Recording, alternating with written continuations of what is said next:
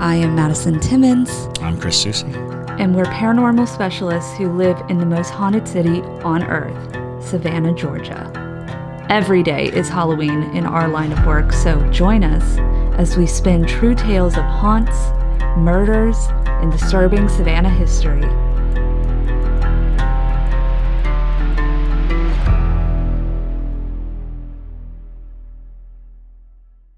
I'm Madison. I'm Chris. And welcome to the most haunted city on earth. Hello, and welcome back, y'all, to another episode of the most haunted city on earth. My name is Madison Timmons. I'm Chris Susie. And today we have a very special guest with us. We have Kyl Cobb, who is a demonologist, which y'all know how we feel about demons on this show. We love it. So we're very excited to talk to Kyl today. So Kyl, how are you doing? Doing awesome today. How about y'all? Doing very well. Doing great. So we'll let Kyl introduce himself in just one second, but I do want to give a few announcements before we get into it.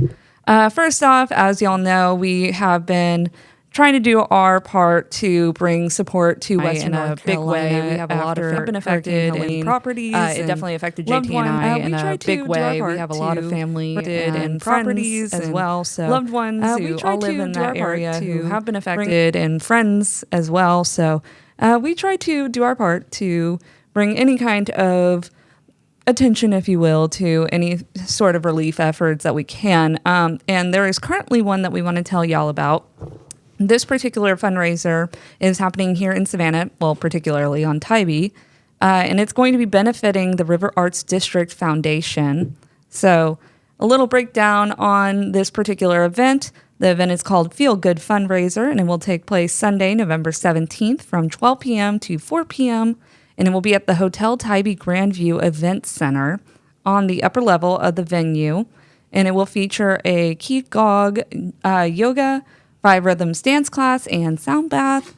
So there's going to be a lot of events going on.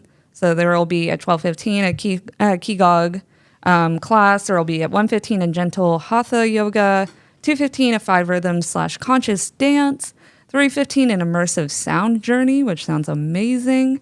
So during the classes, vendors in the wellness and creative community will set up booths downstairs to display their business and products or offer mini sessions. So if that is something that sounds interesting to you and you want to support a really great cause, we will link the tickets down below. Also, we do want to say we do have a spin-off series that we are currently doing. It's JT and I, because we are true crime fanatics. We are currently doing a separate little podcast called From One to Wicked. It is basically set up the same way that we do our From One to Wicked segment here on this show. But instead, we take the stories of these true crime events and we rank them on a scale from 1 to Wicked in 5 different categories. It's a lot of fun. It's very interactive. The Parajunkies actually live stream with us and give us their ranking by the end of it. So it is so much fun. We've covered some really gnarly stuff. And I know so some of y'all out there are very big true crime nuts as well. So if that's your jam, definitely check us out. It's called From One to Wicked. But yes, anywho, now let's get into the scary stuff. So the wicked stuff. The wicked stuff. So Kyl, again, thank you for joining us. So let me hand it over to you so that you can kind of introduce yourself a little bit, how you got into this particular practice and whatnot. Okay.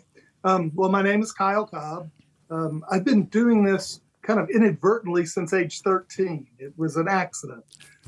I had a college professor who gave up his university position to come take care of his dying parents. And when he did that, he started teaching middle school gifted program I lived south of Atlanta in Griffin, Georgia, or near Griffin, Georgia. And so he decided he would take his gifted students and he would administer to them his college curriculum, which was ancient Greek religion, ancient Greek culture, and it was transformational in a bad way. It was way over my head. I was overwhelmed. But this amazing man went through, and for the next 5 years, every time we graduated, he graduated with us. He would move up. So he became our mentor through the entire process.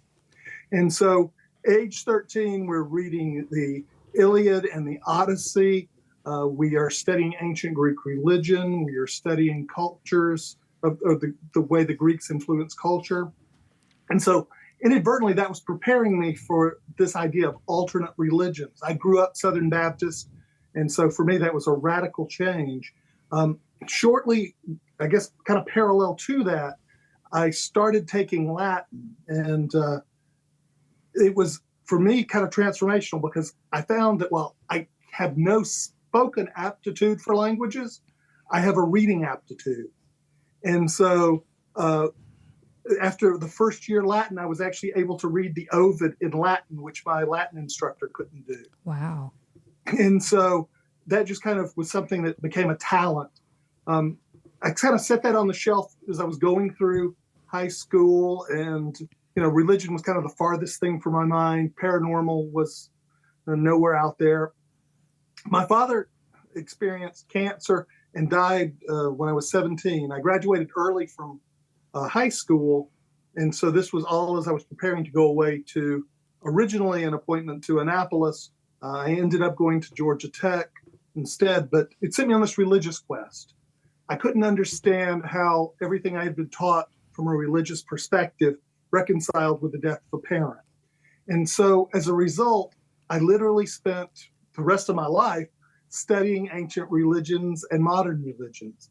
At this point, I've studied 24 different religions, and I've traveled to 60 countries around the world as part of it.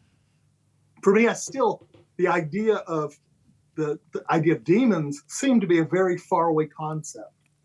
But one of the things that I did as part of my studies of religion is I started with Christianity, which I was familiar with, and went backwards. I said, well, what makes the Baptist church different? What makes the Methodist? And then I kept going back and I said, okay, here's the Protestant break. What makes the Protestants different from the Catholics? And then I went backwards from there. And I said, okay, here's what makes the Catholics, but what makes them different from the Orthodox Christians? And I kept going backwards. And sometimes I would go out to little spurs like, okay, how are grimoires interacting with the Catholic religion? How are all of these interacting? And suddenly my worldview began to change because I began to see how all of these things played together. And when I got to the end of Christianity, I said, well, let me go further. And so the next step was, let me go back into the Jewish faith. And as you start unraveling that, you learn that everything you were taught's a lie and that it's evolved over time and transformed. And things as simple as if you are a King James Bible thumper, you read that version and you realize that there are euphemisms. The tribes of Israel aren't. They're different religion groups with the people that became Israeli. And then you start learning that, while the popular prevailing Israel group are worshipers of a solitary God, Yahweh, who actually is a volcano god from Canaan, but that's a whole other digression. You start to learn that most of the other groups are polytheistic. And you start then looking at the languages and you discover, hey, wait a minute. The reason there's two versions of a woman getting created in Genesis is because those are two different texts. One is from the idea of many gods and one's from a single God. And so they're different stories, and you start beginning to see how things change and evolve. And so as I went back as far back in the Hebrew concept as I thought I could go at that time, I said, well, the world isn't this, this clear-cut thing. So I started looking around and I said, well, who was competing against, for instance, the Yahweh cult? And, it turned out like Baal Hadad. Hadad was the most popular god in the Mediterranean at that time. That's why he is in the Bible, Beelzebub. Mm. And you start seeing this whole big mosaic, and you learn that all of the niceties from ancient religions that we've been given are wrong. When we think about the Greek gods, we think about Zeus and Athena and the beautiful gods in the marble statues. They don't tell you that they sacrificed people to them. They don't tell you the dirty side. They don't tell you that these religions kind of all are the result of other religions transforming into the modern interpretations. And so I kept peeling back the layers. And as I did it, I got to the point where it kind of began to gel. You start to see the patterns. And I finally have gone as far back as we can from the written side anyway. I'm now working on ancient Sumerian and Akkadian, which is as far back as we can go. Epic of Gilgamesh, for instance, is the most complete book. And we see a lot of parallel stories in that as Christians. The best example that you've all probably heard of is the flood example. And, one of the things you start to realize is, well, if you actually read the Hebrew version of the Bible, or even read the modern Christian versions of the Old Testament carefully, it actually tells you that Abraham, the creator of the triembryonic faiths, Christianity, Islam, and Judaism, comes from Ur in Sumer. His people were Semitic, and Sumer was captured by a Semitic-speaking people who then transformed it into the Akkadian Empire, one of the first empires in the world. And so the Abrahamic faith gets its origins, its stories, Eden, the fall of man, all of that. It gets it right out of the Sumerian legends. And so that's kind of where my whole interest has been focused lately. I'm currently in the master's program at the University of Wales in ancient religion, focusing on ancient Sumerian, but now I'm getting sidetracked on it. I got interested in Göbekli Tepe and Karahan Tepe, the discoveries in Turkey that date back to the end of the Lesser Dryas period. And one of the amazing things, some of the scholars that I've been reading on there's something called small signs, which everybody ignored. They thought it was just artwork. And I'm rambling, I'm sorry. But you get me on a tangent. But, they've discovered that while these sites are famous for the big carvings, three-dimensional carvings there, the real important part is there are lots of little small symbols, small signs all around the temples and the buildings. And for literally hundreds of years, before they had discovered the tepes, they had found little scraps, little plaques, like with little artwork, doodles. They thought they were just like, here's a drawing of a snake and a snake with hands and things like that. And they just thought they were art or some kind of unknown symbolics. But now that we've got the small signs on these amazing temples, it looks like it may be a language. And actually, in Karahan Tepe and Göbekli Tepe, we found a character that's like the letter H, the capital letter H, and it's two people holding hands. And some of the scholars are now saying maybe that links actually 5,000 years later to the goddess Inanna, the first of the female kind of Aphrodite prototypes, and the first recorded marriage we have in history at this point.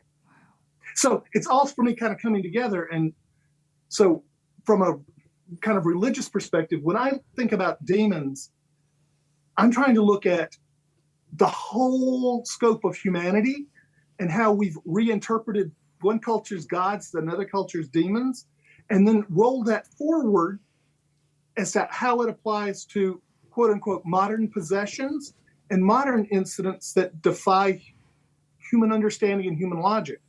And so that's kind of my overall approach. So that's why I'm a little different than like your television demonologist. I don't get possessed every week, but it's one of those things that I try to look at it not just from a Christian perspective, not just from an Eastern perspective. I try to look at it from a holistic perspective. What are we really encountering, and how does it begin to mesh with a bigger side of the equation as well? Because I also try to incorporate some science in it. I try to look at, okay, what is the physics behind some of this? And that gets you off in all sorts of rabbit holes. But, it slowly, I think, we're getting to the point where we can begin to reinterpret our entire history. The Göbekli Tepe discovery and Karahan Tepe is near and dear to my heart. It can change everything. I think we're going to, and again, I know I'm kind of getting off the subject a little bit, but I think maybe not in my lifetime, but maybe within the next 50 to 100 years, we're going to be able to say concretely, mankind had this amazing history before the end of the Younger Dryas that's been wiped off, whether it was by comet strikes or whether it was by solar flares. I think we're getting to the point where our gods and demons and historical stuff, we're going to turn around and say, hey, this is really just part of us reinterpreting our own past that's been wiped away. Anyway, I'll get off my sermon. No, that's great. Thank you so much for sharing all that, because it's fascinating to know where the source of your knowledge comes from this academic background. Now, you have been called in on cases, correct? A lot. To sort of come to a general consensus of the variety of things that might be going on. So before COVID shut down the world, I was taking about 200 calls a month and screening them. Wow. Of those 200 calls a month, you may get one legitimate every couple months, or that has founding anyway. The vast majority of what people think are paranormal cases are more psychological. People have seen one too many episodes of a certain adventure show. They have seen one too many television episodes. I used to, just based on the phone calls and the text I received, I could tell you who was the guest star that week on Supernatural. And a lot of people just, they need something to make them different or special, and their minds trigger and say, okay, this is what's happening to me, because they also don't want to face sometimes the real situation. Every once in a while, though, you'll get stories when you're discussing it with people that pass the test. So when I'm talking with each one of these, even today, someone will call up at random and I'll spend 2 or 3 hours with them on the phone. And what they don't realize is as we're talking, I'm actually beginning to kind of run them through a series of preset questions to determine whether there's basis of it or not. And sometimes I'll even throw out false leads to see where they go with it, that tell me immediately, hey, this isn't really a case. Mm-hmm. But we go through that process, and, out of, I mentioned you may get one every couple months back when I was doing a lot of them. So out of roughly 400 contacts, you get that one case. And that one case says, okay, there's things that are not psychological potentially or medical. But I'm not a doctor. I'm not a psychiatrist. So one of the things you always do is say, hey, you need to get this evaluation as part of it. From that point, you go and you will usually try to examine it from a forensic side. Okay, what's going on? Tell me what the symptoms are. Give me the whole breakdown of the case of what's going on. And from that, you'll find a handful of them that are paranormal. It's some apparition, maybe some malevolent spirit, something going on. And you'll say, okay, let's address it that way. And then you start looking for the telltale signs of what kinds of things stand out as something more exceptional than just a simple haunting. So we kind of missed out on the conversation point of what makes a case outstanding. Like, what is it? What is the leap between what makes it a typical paranormal case in which any number of variables can be applied versus something a little more serious? Well, I guess the first and foremost thing is most of what you see on television and the movies is not reality. In my humble opinion, real demonics are a bit like a mosquito. They're feeders. They feed on energy. And historically, depending on the translations, whether you're talking about something from Tibet or India or early periods, they're referred to as carnivores rather, in that they feed off people. But it's not a physical feeding necessarily. And So I believe that most of them are kind of like energy suckers. They feed off life force. And to that extent, unlike the movies, unlike television, there's not the dramatic stuff. They don't call attention to themselves, right? They aren't there to corrupt souls. They don't seem to care about souls. They're just feeders, just like you and me, very, very long-lived feeders. And so part of what it's been my experience anyway, they primarily are feeding on the old, the mentally ill, the infirm, people who already are in a degenerative state, and they just make them weaker. And they're not feeding just on one person, they're feeding on lots. When you look at a typical exorcism from a Christian Western perspective, there is, and I'll kind of divert in a minute and go back and explain what I'm about to say, but a real exorcism from a Christian perspective, if you're using, the rite of exorcism, this is 1614, or, the modern rites of exorcism, they're just slapping at it. They're just commanding it and say, hey, go away, leave them alone. Because the Christian perspective is that demonic entities are intangible, immortal, and invulnerable. So there's nothing you can do to hurt a demon from a Christian perspective. Okay? Mm-hmm. From an Eastern perspective, they have a different view. They think of them as being possibly invisible, able to at least change perception, but they are physically killable with a weapon. And what that means is that in the East, you have different tools. Now, this kind of roundabout way, though, to explain it, as soon as someone says, oh, it's making my husband angry, oh, it's making my wife act crazy, everybody's spouses are angry and crazy. But, you get to the point where they've seen all of these negative things. It's causing him to do this and that and this. That's not how the demonic MOs usually work. And that's what people don't understand. They're looking for this negative force. And the reason they're doing that is because we literally use the term demonization.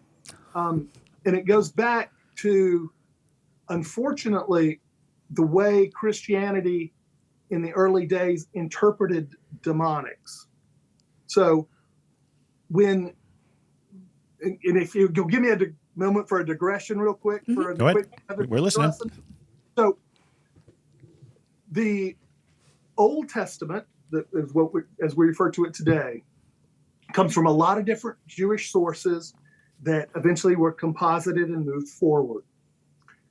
The first version of the Christianized Old Testament were parts of it that were called, as part of what's called the Septuagint. They were translated from the Hebrew into the Greek, sometimes directly from the Hebrew, sometimes from the Syriac, but into the Greek.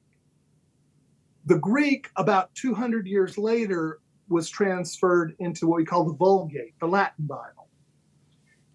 What happens is that the Greeks had a concept when they talked about divinities or the whole magical universe.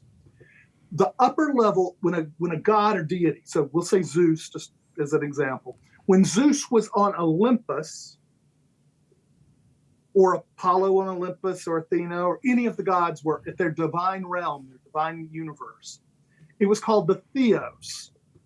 And that was the generic term, theology. That's where the root comes from. It meant divinity in the divine realm. When Zeus comes down to earth, the term you would use is a daemon, a divinity on earth. All right. And so to explain the difference, in their divine realm, eternal, immortal, intangible, all of that to the humans. On earth, Zeus can become a swan and impregnate someone. It can be a beam of light that impregnate. So they become physical. He had an MO. Right. There's a scene in the Iliad. I can't remember what it was, Athena or Aphrodite. I think it was Aphrodite. She's on Earth as part of the Trojan War, and she gets stabbed and injured. That's the first time she's ever been hurt. And people all over the world hear her screaming in pain. So the idea is a divine entity on Earth is vulnerable. They're physical. So that's a daemon. That also, by the way, when we talk about the oracles at Delphi and the prophets, it's supposedly they're hearing the voice from an invisible daemon whispering to them. Okay? There's a third level called a demonium. A demonium is like, we would think of it almost like as a guardian angel today. It's a whispered inspiration, a muse. Plato and Sophocles both mention it in some of their writings. I think it was Plato who talks about he's coming back from one of his teachings, and a demonium whispers in his ear and says, "Don't go that way." And it turns out there's someone waiting to kill him. And so what happens then, and I know that was a quick diversion there, but what happens is when we go from the Septuagint over to the Vulgate, to the Latin, the monks 200 years later knew the words mostly, but they didn't know the context of how the Greeks actually treated the different levels. So what happens is for Theos, okay, God in heaven and angels in heaven, okay, we can buy on that one. So that's the Theos. Angels on earth, the fallen angels, or the Watchers, or anything like that, becomes a daemon. But then they didn't know what the difference was between a daemon and demonium, so they combined them. So what that meant is suddenly the fallen angels on earth became intangible, immortal, and unharmable. That's why today Christians believe that you can't kill a demon. You can only ask it to leave nicely. And that gets reinforced for the next 1700 years. Wasn't it generally accepted, though, in the Greek mythology that if you killed one of the Theos in their daemon form, they would just materialize back on Olympus? That was the hope. I mean, that was the general idea, because I want to say that I've encountered at least a couple of stories of hunting the god, and then you just get a respite. You just get, it's like they're going to go back to Olympus, and if there's some requisite time to recharge or whatever, and then they'll come storming back down the mountain over time.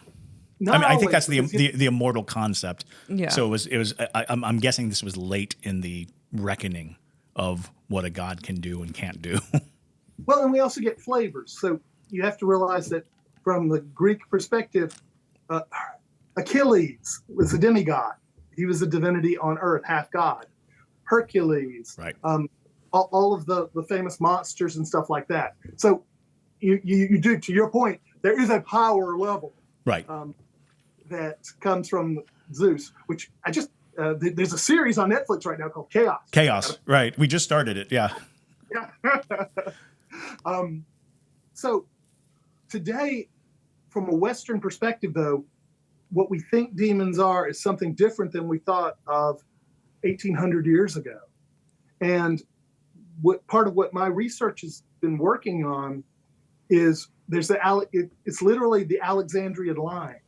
So where Alexander conquered all the way into India, those Greek concepts that were mixed with the Christianity that eventually become corrupted leave the demons in this kind of immortal form. But east of that line, they still have physicality. Right. In China, they have like demon killing swords, like the 9-demon sword, and that's a furba, right? The demon killing sword. Yep. Exactly. Yeah. This is the Chinese one. Some of them are made of willow wood and peach tree wood. Peach tree wood. That's it. And it has to do with a legend where one of the gods is basically at his low point. A peach tree helps him, and so as a result, this becomes the blessed weapon. But yeah, to your point, this is a furba. It's also called a kailavajja or a kailafurba. Right. And this is used to kill gods, demons, and originally they were made of wood. So about 1,000 years ago, they were wood, and you would crucify someone to the ground, literally crucify them.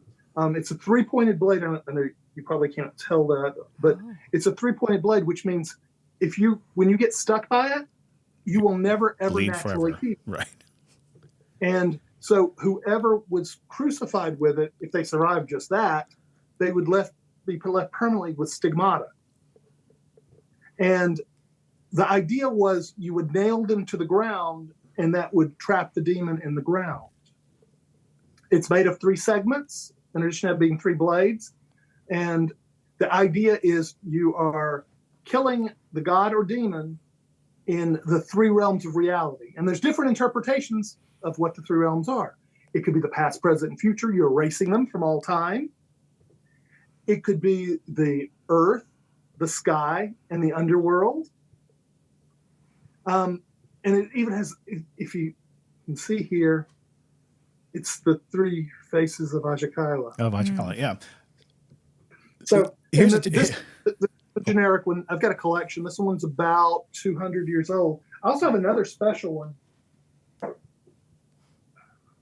This is one used to kill what's called a death demon. Ooh.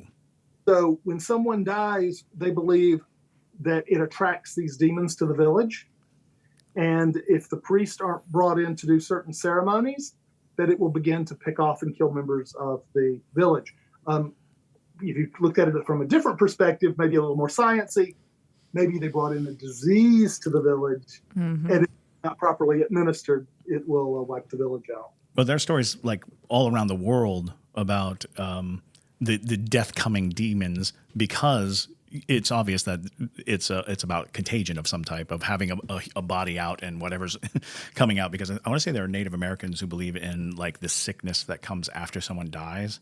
It's like someone dies and then, oh no, I'm getting sick, you're getting sick. And they're like, oh, it's the ill will of the spirit that's getting us.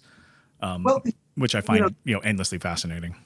Well, and I think we're getting to the point where more and more we're starting to see that the belief systems that are part of the early North and South American cultures actually can be traced to the Asian cultures, and maybe even originate kind of still in the same place.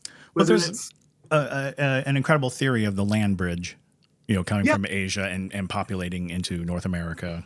But it's more than that now. Oh, so is it? They've discovered that there's something called a bottle gourd that's found in Indonesia, and it only can be grown as a domesticated element. It dates back about 10,000 years in Indonesia. They discovered them in South America that appears to date back about 9,000 years. Mm. That was been after the Lesser Dryas and after the bridge. And so that proves that there was some kind of commerce or something. Yeah. And so what we're, I think, beginning to see anyway, people smarter than I am are beginning to write a lot of papers saying that the world isn't really what we thought. That there are people that could do this kind of ocean transit, and we're more amazing than we like to think we are. Absolutely. I had a question for you, Kyle. In the terms of, so once you have determined that your client is dealing with some kind of demonic presence, what is, if you want to give an example of a certain case that you dealt with, what's kind of the practice of handling these situations in your particular belief state, if you will? Well, a lot of it depends on what's really going on. First of all, one of the things I didn't kind of get into is I do take some referrals. So occasionally it will be a member of the clergy or a shaman or someone that's a different kind of practitioner that's reaching out saying, hey, I'm in over my head. I don't know what to do. Sometimes it'll be a paranormal team scared off. So the first thing I get into is try to assess where is client, the real core client, where are they coming from? Because part of it really still is a tug of war.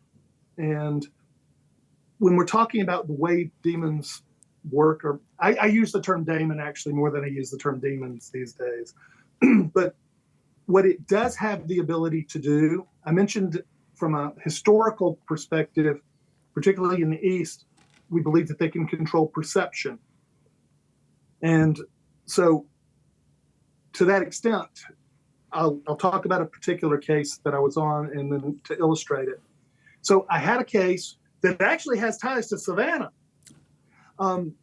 Some individuals had gone to Savannah, they'd gone to Bonaventure, and they had stolen some stones off one of the Jewish. Don't do that. Looking at that camera, don't do that. Don't do that.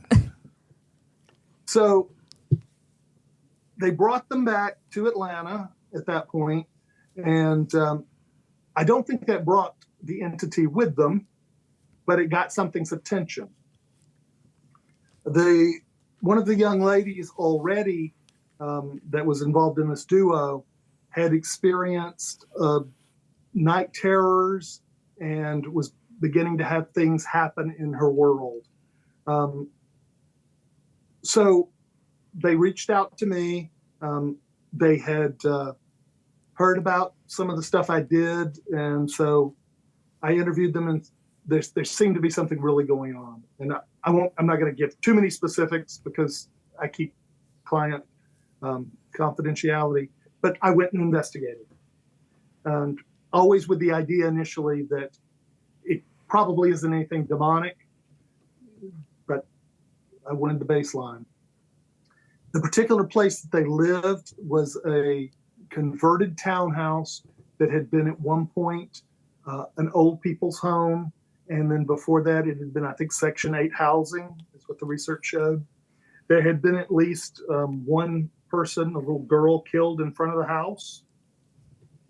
And so on the surface, it initially seemed to be just possibly a typical haunting. But then things started going a little sideways. Almost immediately, one of the profiles of this particular townhouse, it was where the electric trunk comes into the building. And so it was just bathed in EMF. So that'll screw with anybody's mind to begin with, which could also account for some of the night terrors and some of the things going on. But then as the investigation was going on, suddenly started getting like physical manifestations of objects moving and things that were much higher level than you would expect from a regular haunting.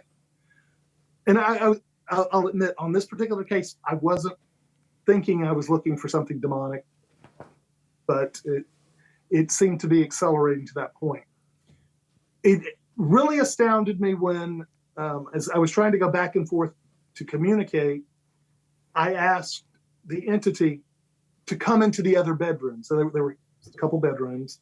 A little backstory from the client's perspective. After they'd gotten back from Savannah, one of the girls who had actually removed the stones had gone into her bedroom, locked the door, and gone to bed. She woke up the next morning and her room was rearranged. So I asked the entity to come with me into that room because we were in previously the girl that had the when the activity was ramping up, and the girl that had the night terrors. But I asked it to come into the room that had been rearranged. We go into that room and the bed literally indents. And so start having a conversation. I then make probably a stupid amateurish mistake. I say, well, can you come downstairs with us? And downstairs they had these horrible like 1990s ficus tree things. And I said, if you're here, do something to let me know. And it started shaking the ficus trees. You wouldn't see an apparition literally agitating. They had a kind of like wind chime, and like there's like a breakfast nook thing that looks from the it was popular like in the 90s, where you had your little like isolated dining area that looked out onto the living room. Mm-hmm. They had a wind chime there that was made of seashells, and it would take it and spin it up and let it go. Oof. So amazing physical activity, an alarming level of amazing physical activity. So things, from my perspective, began to progress pretty quickly. At that point, it was clear that we were facing something, and something very powerful, and something that was definitely not apparition level. So I began to make arrangements with the young ladies that we were going to do some stuff to take care of it. And this isn't something that you just pull the trigger and do instantly. Exorcisms in and of themselves may or may not work. That's where some of the other tools that I mentioned I will bring into a case if needed. About a 48-hour period lapsed before I was going to be ready to go forward, because I also wanted to reach out to some other resources just so I wasn't going in blind. And during that time, things like one of the girls went to the bathroom downstairs, and it held her in the bathroom for half an hour. She was the only one in the house. It literally wouldn't let her out of her own bathroom. It held the door, and then it just opened the door and let her out. So things like that, it was showing acceleration. After that point, she called me to come over, so I came over quickly, and I said, well, at this point, we're going to need to take some more severe action to try to get rid of this thing. But here are some of the ramifications, that I kind of went through the scenarios. Let her decide what she wanted to do, because ultimately it's her house, her life, and her roommate's life that are at play. So I will say this case goes badly. This is not a case that goes down in the Kyl book as a win. Oh, no. As things accelerate, one of the things that I'm beginning to think is that it may not be in any way, shape, even bound to her.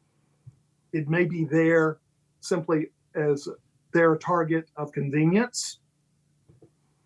And part of it is it becomes really hard to detect because there's so much EMF interference. None of the normal toys and most of them are trash anyway. If they say, if it's got the word ghost on it on Amazon, it's trash. But some of them can be helpful, like things like laser grids, because in theory, physics laws don't change too much. But so you try to, there's some tools you can use, but a lot of things you couldn't use.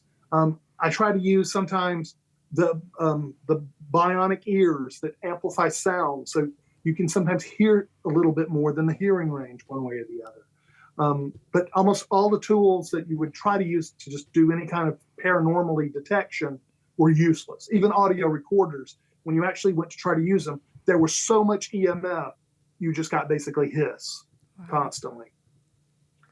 So I told the girls, I'm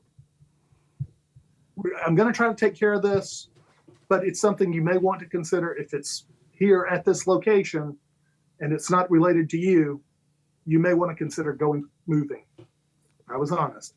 And they were already, halfway out the door. They're like, hey, we've already been giving that serious consideration. But my amateur move in doing that was to presume I was telling them that in a position that would not be overheard. Oh, no. That night, I was attacked. And to this day, it still gives me literally chills. It was August in Atlanta. This was one of the summers that in August, it was really hot. It was like in the hundreds hot. And anybody in Georgia knows what those temperatures are like. And so, in part of the attack, it told me I was cold. And so for the next 6 weeks, I was freezing. I was wearing winter coats, blankets. I saw medical doctors. I saw psychiatrists. They're like, there's nothing physically wrong with you other than you're burning yourself up. So this is where I lose. So the real power of a demonic is when you actually translate it into the Greek word, ekbalo means that it's not controlling you, it's actually suggesting. It's planting thoughts in your mind as though they're yours.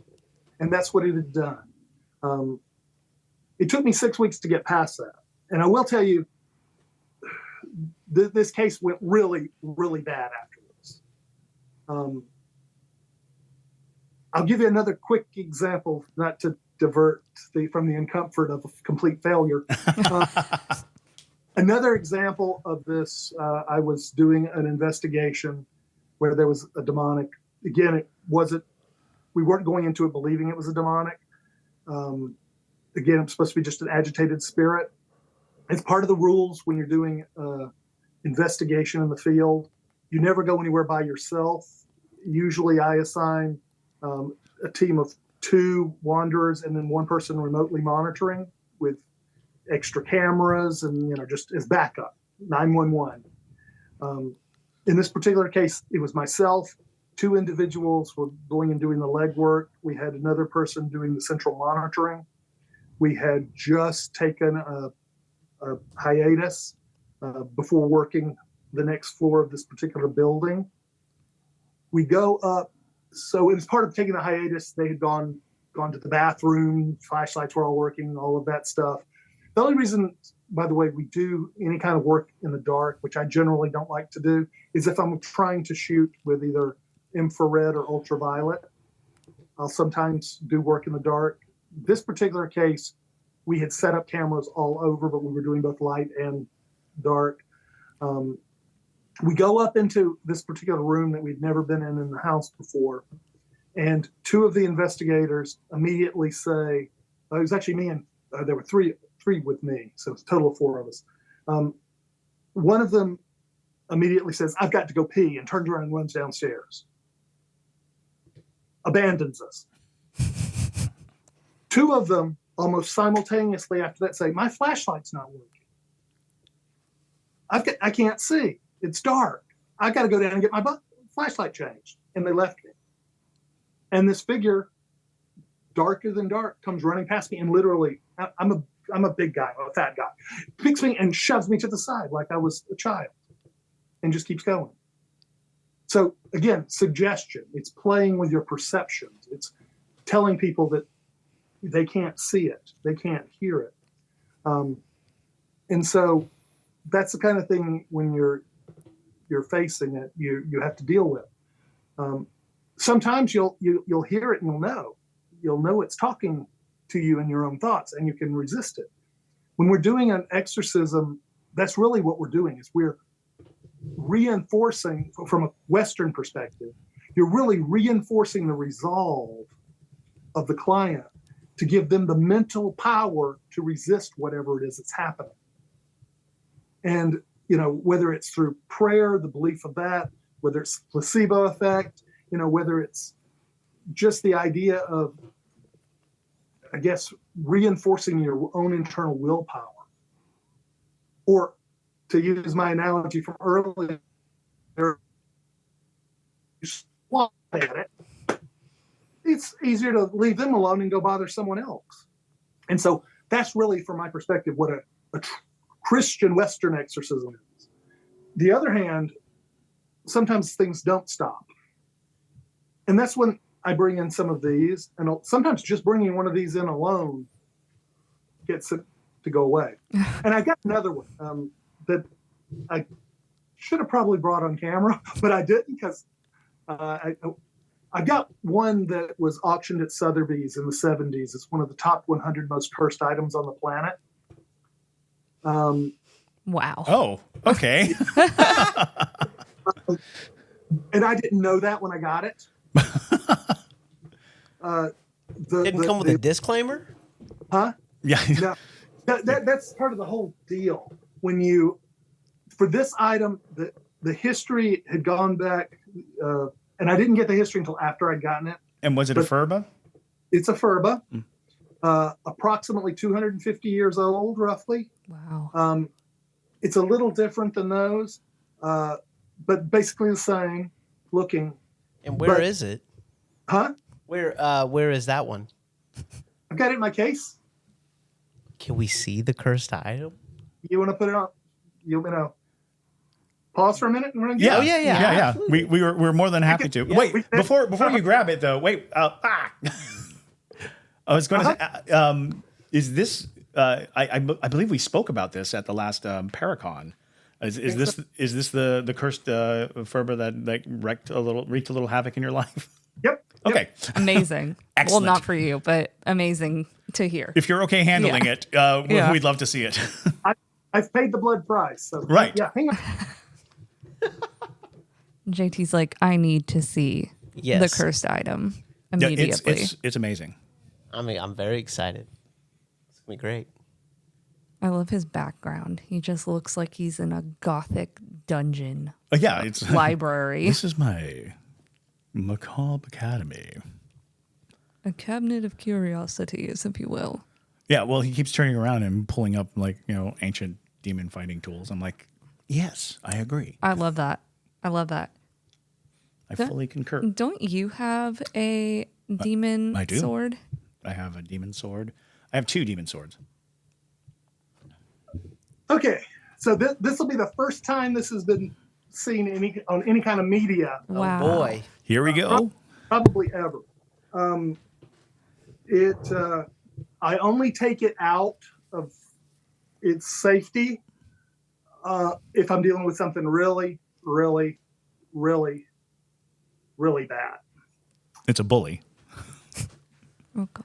So this is it. Oof. Wow. Oh wow. So the difference between this one and this one, see, not only is size, but see how this has the globes? Right. So the legend is, first of all, no one can offer it to you. Okay? The curse passes when someone asks to have it. Oh. And if they ask to have it and touch it, they get the curse. Oh boy. So the background on how it came into my possession, I had a friend who had just experienced a suicide of his brother, and he was really just torn up with grief. And he thought that his brother was haunting him. I knew it wasn't. I knew it was totally grief. But he's like, please, I'll do anything. I just need you to kind of get his spirit to leave me. And I said, well, maybe there's something I can do. So I was going to put on a dog and pony, just the kind of, talking through, okay, we're going to ask your brother if he's here to leave. We're going to try to intervene. The placebo effect you were talking about. Mm-hmm. Yeah. And so as part of that, I was like, well, I was living in Atlanta at that point. I was like, hey, I could go and maybe get some new agey stuff and, make him feel like there was some glitz, some stuff going on. And so I decided I needed a Furba. I'd never seen, I'd only seen the little cheap ones that they had in the little New Age shops. But amazingly, no one in Atlanta had a Furba. Because there were only 3 or 4 New Age shops back then. But I was driving around Atlanta's perimeter, 285, where, it's a 55 zone that they drive 700 miles an hour. Yeah. And I was driving around that, and over in Cobb County, where the Brave Stadium is now, the Galleria had a sign up that they were having a knife show. I wasn't ever someone who would go into a knife show, but something said I had to go to this knife show. went into the knife show, went immediately back to the back of the place, bypassed every single other dealer, went up to this dealer and said, "Do you by any chance have?" And I defer both. He basically fell out of his seat trying to give it to me. He's like, please. Yeah. You asked for it. You asked for it. For practically nothing. Wow. And Wow. I can tell you, something like this, hundreds and hundreds and hundreds of dollars. Something like this, thousands and thousands and thousands of dollars. He practically gave it to me. Wow. He's like, "Give me your information and I'll send you everything I've got on it." And that's when things went suddenly south. So I leave, bourbon in hand, on 285. And again, 285, back then it was 55. I Yeah, think it's now, super dangerous. yeah, now it's like, cars flying. Huh. Literally, as I'm driving, and I have a brand new car. It was a Honda Element, working fine. It literally, I'm going probably 65 or whatever. It literally is like I hit something. Dead stop. What? Cars are zooming around. It's a miracle I didn't get killed then and there. Wow. Call, they come and they tow it, take it to the dealership, they plug it in.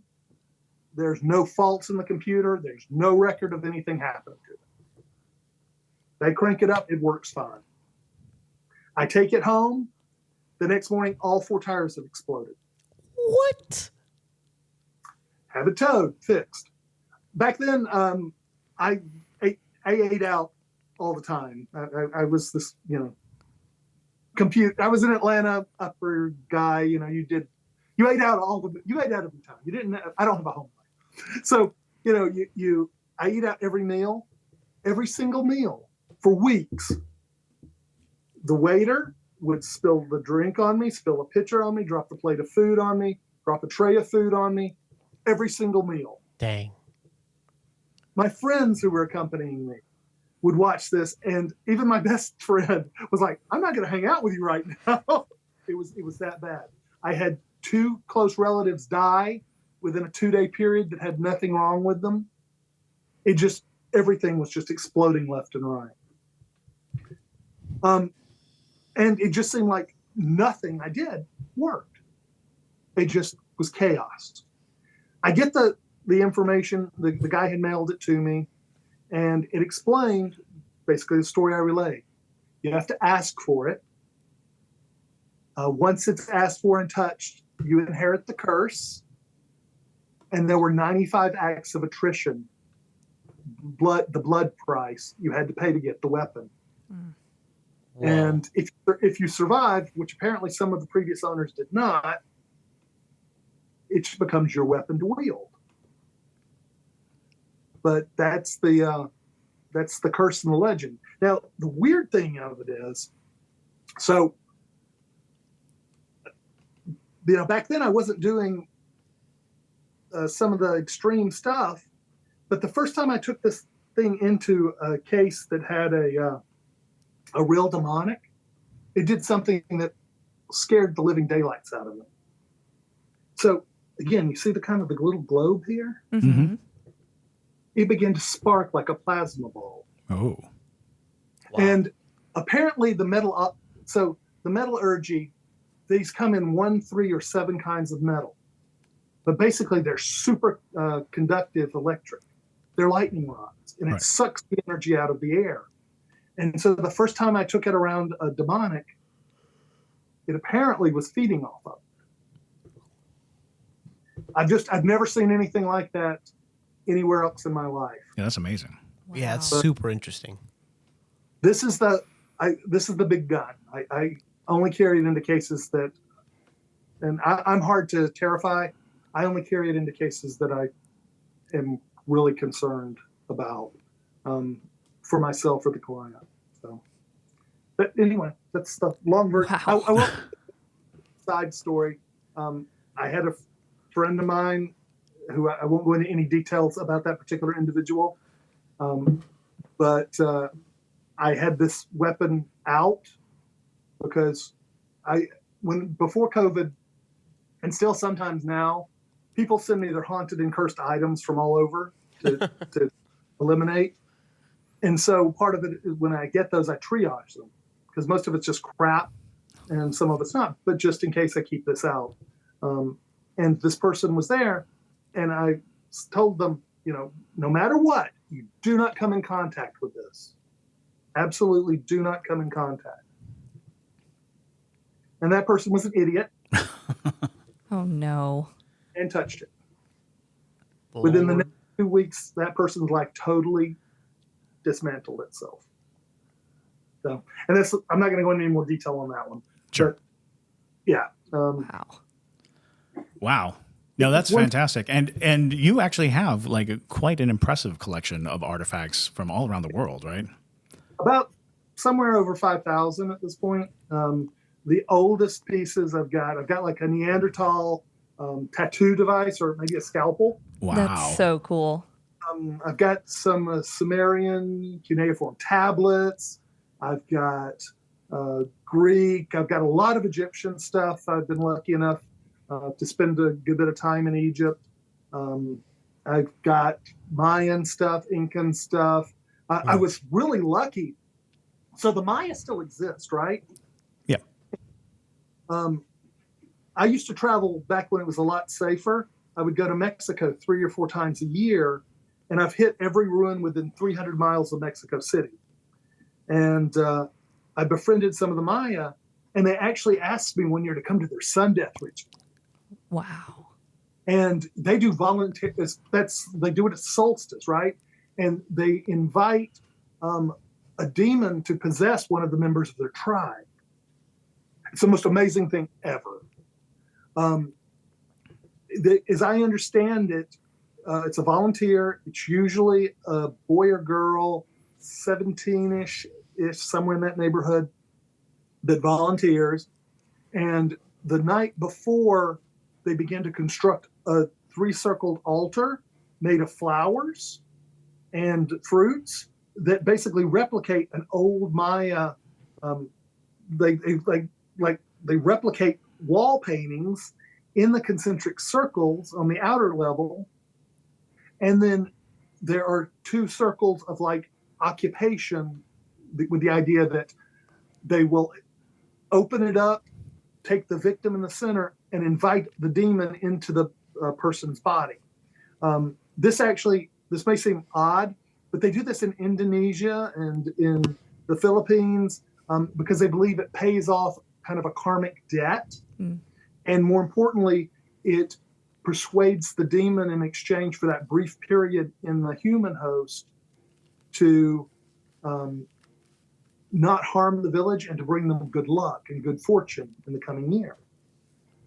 So they have this kid who goes in there and he's dressed in a sacred costume, and the Jamin, which is a kind of shaman, invites the demon in, and this kid changes.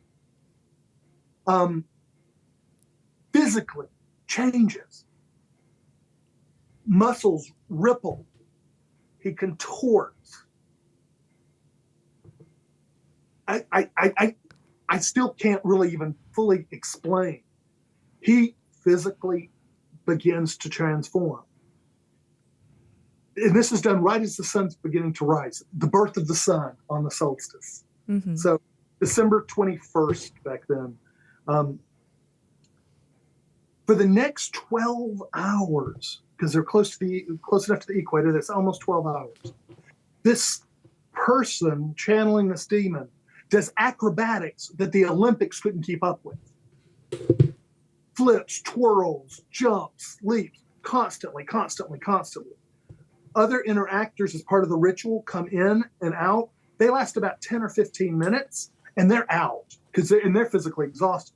This person, the possessed, never, ever, ever stops. No water, no food, nothing. For 12 hours. Wow. It is the most mind-blowing, amazing thing I have ever seen. Wow. So amazing. And as the sun begins to set, one by one, all the other actors, participants are taken out of the ritual. And the Jamin goes and breaks the first outer seal. And the Jamin goes and breaks the second inner seal. And still, this kid is still swirling furiously. The Jamin comes in and performs the last one of the rituals. And part of it uses a kind of smoke, and part of it uses some magic and some words. And then this whirling dervish of energy collapses completely. The guy, in this case, it was a guy, he can't really talk. He can't stand. He literally is carried out. And as I'm talking to the friends there, they tell me that many years the person dies. He's paid the village's debt. And even if he doesn't or she doesn't die, it may be very many months before they will even be able to walk or talk again. Wow. And it's just the most amazing thing. Yeah. Sorry. I know I've got it all over the place. But, No, this is fantastic. And really we're is. kind of coming to the end of our time. And we would love to offer you an invitation to come back at a later date, because I know you have much more to say about many other Right. objects. But real quickly, could you give us a quick rundown of the books that you have available and where people might be able to find them? So that I'm not actually prepared for. Well, thank you. So I have a textbook. So it's called Ghosts and Demons, The Lost Things. This is the second edition. About 10 years ago, I released the first edition, and it's a paranormal textbook. So it's designed to answer all the questions. When I got started with the paranormal, I didn't know how to answer. And so it's got science in it. It's got the history of the paranormal. It's actually got, I did case studies on some of the most famous possession cases, like the truth behind the Exorcist movie, the case of the Emily Rose movie, Right. Unleash Mickle. What was the truth behind that? So that's all in this book. I will say this book has one embarrassment. So when I released this book, I was the first author to publish the real identity of the boy behind The Exorcist. Oh, Rolando. Yeah. And I wasn't the first one to discover it. There was a clever man, Joe Nickel, who ferreted him out. But I was the first one to actually publish it in a book. Wow. And as a regret, though, it turns out I ruined this guy's life. Yeah. Didn't know it. And I didn't know he was alive at the time. But that's a real regret. And I try to apologize to him in this version of the book. But anyway, that's The Lost Things. And that's, I wrote the second edition because it turns out universities have been teaching from this book around the world. And so I had a university reach out and say, hey, if you will do a second edition, we'll use that for the next 5 years for our curriculum. One other paranormal book, I can grab it. So this is the one that's on the demons, Ghosts and Demons, Forgotten Lore. That is a great book. With about a dozen biblical demons, and tells you the real history about them.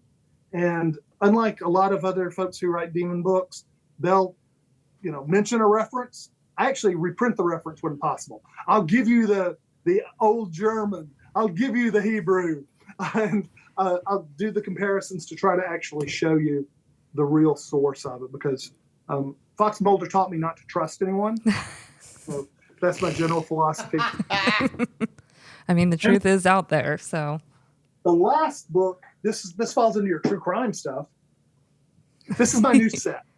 4 years in the making, me tracking a con man around the world. Ooh. Wow. Tracked him from So cool. 1870 until his death in 1917. And there are days I can tell you literally what he had for lunch. But he ends up, he marries them and robs them. So he goes from woman to woman, doing that, making millions. He's considered to be the first senator to be appointed from the territory of South Dakota before he runs off. He actually is run on a congressional campaign. He steals all the money. He is on 2 presidential campaigns. But what makes him really cool, he goes to New Zealand and founds a sex cult that has over 30,000 members, and it threatens to shut down the Christian churches in New Zealand. Wow. They built him a temple.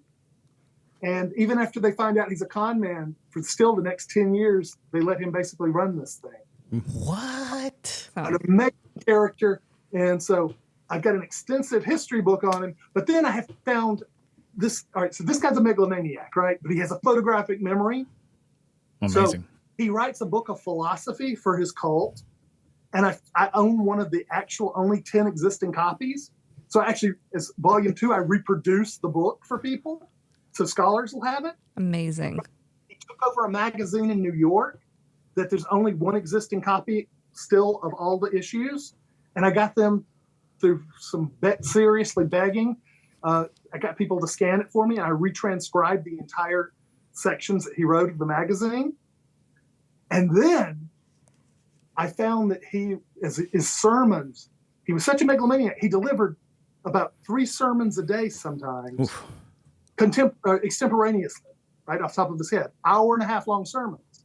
And he had a photographic memory, so he could quote biblical stuff, he could quote books, he could quote all this from, just straight out.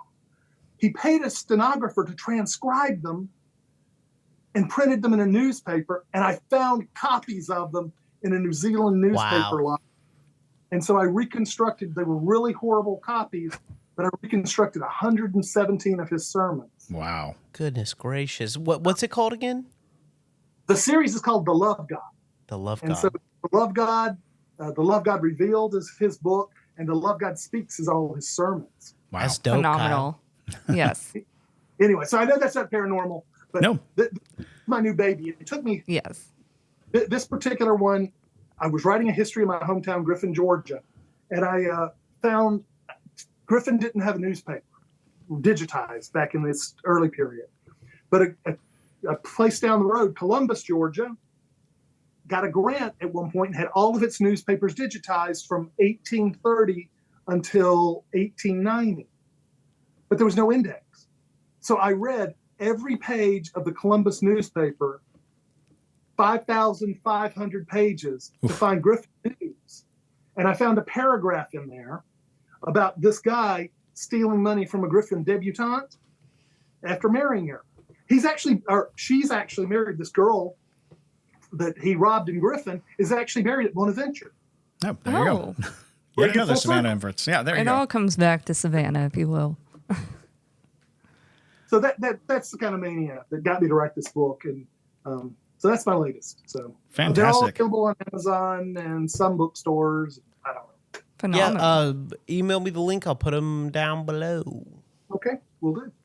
Absolutely. Well, thank you so much, Kyle, for sharing your knowledge with us and your very scary objects. And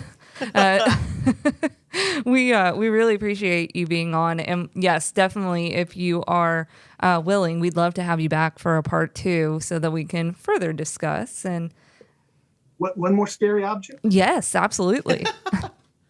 If you watch Supernatural, you've heard of the idea of a crossroads demon. Mm-hmm. This is the altar buried to hold a crossroads demon. Oh my God. Wow. Dang. That's a nightmare. Yeah. Amazing, though. That. That is phenomenal, though. Yes, but yeah. I mean, honestly, we might even do it where we did a recent episode with some girls who were a part of a demonic situation, and so we did a part 2 where we had the Parajunkies come in with questions, and I feel like this would be an appropriate one as well. Yes. And maybe, I don't want to speak out of turn, but maybe we can plan a field trip to come see you and see some of these things in Yes. person. Yeah. And we can film on location. I would allow that. That would be awesome. That would be very awesome. But yes, so thank y'all so much for listening to today's episode. We hope you enjoyed. If you have any ghost stories that you would like to send to us, we do a segment called Ghost Mail. So you can send us all of your spooky stories, demonic or non, to ghostmail@hauntedcitypodcast.com. And with that, my name is Madison Timmons. I'm Chris Susi. And stay spooky, y'all.